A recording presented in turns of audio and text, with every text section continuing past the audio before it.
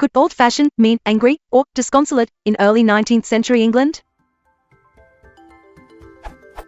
Patrick O'Brian wrote the Aubrey Maturin seafaring novels during the late 20th century, but the novels read as if they were written during the early 1800s, at least as far as I can tell, which isn't all that far.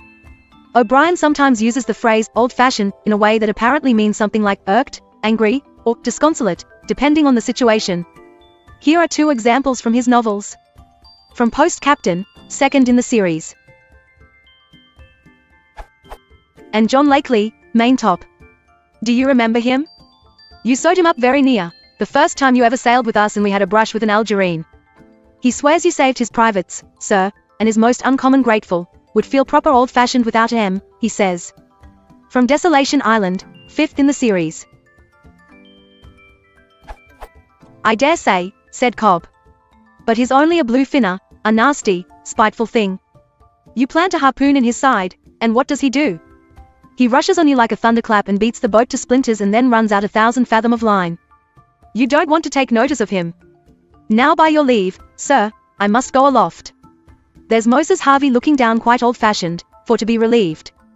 The first quotation discusses a man who was wounded in the genitals during a battle and nearly lost them, but for the swift and capable action of the ship's surgeon. Presumably, when he says he would feel proper old-fashioned without him, he must mean something like disconsolate.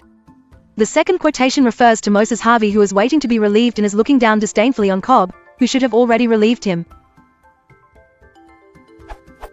I'm curious if this is how old-fashioned was really used in England, or at least among British sailors, in the early 1800s, or if O'Brian is perhaps taking some literary license and coining a phrase that sounds right for the ambience he's trying to create.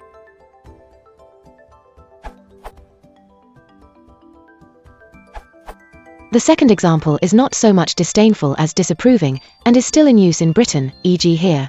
However, the OED's earliest citation is 1911, and that doubtful, so O'Brian is apparently using 20th century language rather than 19th.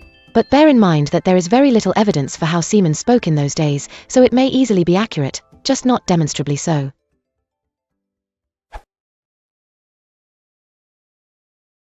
Far tillbaka i Disconsolate saying